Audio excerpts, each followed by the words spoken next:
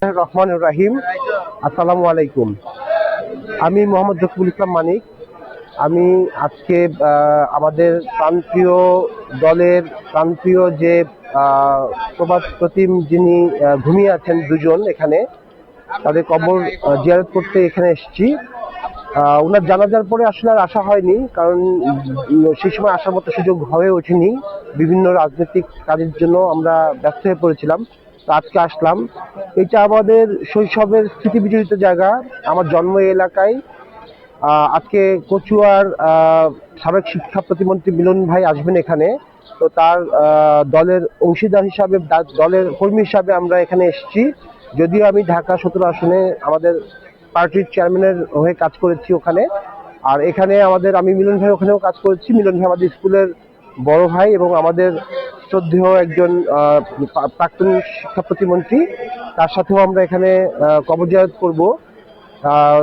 আমাদের পার্টির সাবেক চেয়ারপারসন খালেদা জিয়া এবং আমাদের পার্টির যিনি প্রতিষ্ঠাতা শহীদ প্রেসিডেন্ট জিয়াউর রহমানের কবরে আমরা শ্রদ্ধা নিবেদন করব। আর শ্রদ্ধা আসলে সবসময় নিবেদন করছি এই কারণে যে সবসময় তাদের জন্য দোয়া করি। আমি চাই দেশ এগিয়ে যাক, আমাদের হাত ধরে, আমাদের নতুন প্রজন্মের হাত ধরে। আগে যেভাবে দেশ চলছে এখন আর সেভাবে দেশ চলবে না ইনশাল্লাহ।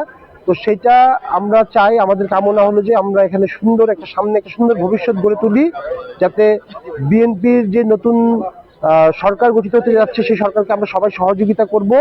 তো সেই সহযোগিতার প্রারম্ভিক হিসাবে আমরা আজকে এখানে এসেছি। যেহেতু সরকার গঠন এখনো হয়নি, হয়তোবা 2-1 দিনের মধ্যেই সাংসদরা যারা নির্বাচিত হয়েছে তারা শপথ গ্রহণ করবেন এবং শপথ গ্রহণের মাধ্যমে মহান একটা দায়িত্ব পালনের জন্য এগিয়ে যাবে, সংসদ হবে এবং আমরা এই দেশটাকে সুন্দরভাবে আমাদের সকলের সহযোগিতায় আমরা সুন্দর একটা বাংলাদেশ গড়ে তুলব। সকলের সহযোগিতায় আমরা সুন্দর বাংলাদেশ গড়ে তুলব এবং আমাদের এই সুন্দর বাংলাদেশের স্বপ্ন সফল করার জন্য আজকে আমরা এখানে জমায়েত হয়েছি। আমরা চাই যে দলেরই হোক, বিএনপি যেহেতু সংখ্যাগরিষ্ঠ দল হিসাবে সংসদে আসবে, আমরা সবাই সহযোগিতা করব। একা কেউ এই সরকার করতে পারবে না, পরিচালনা করতে পারবে না। আমাদের সকলের সহযোগিতা, আমাদের সংসদের সংখ্যাগরিষ্ঠতা থাকবে, বাট আমরা চাই বাংলাদেশের সমস্ত জনগণ, সর্বস্তরের জনগণ আমাদেরকে সহযোগিতা করবে, আমাদের এই সরকারকে সহযোগিতা করবে এবং আমরা আমাদের নিজেদের জায়গা থেকেও আমরা যদি ভালো কাজের প্রত্যয় না করি, ভালো কাজের নিয়ত না করি, তাহলে আসলে সরকার কখনোই একা কিছু করতে পারবে না। তাই আমাদের দায়িত্ব অনেক, আমাদের দায়িত্ব নিয়ে কাজ করতে হবে।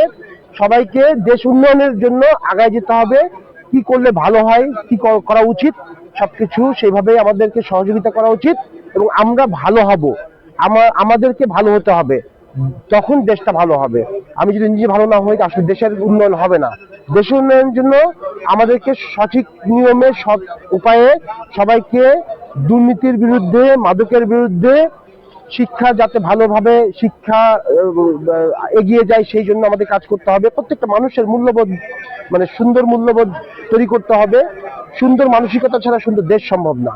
তো আমি এই কামনা ব্যক্ত করি। আজকে আমাদের দেশের আমাদের জাতীয়তাবাদী দলের দুজন এখানে ঘুমিয়ে আছেন, তাদের রুহের মাগফিরাতের মাধ্যমেই আমরা আমাদের যাত্রা শুরু করবো ইনশাআল্লাহ।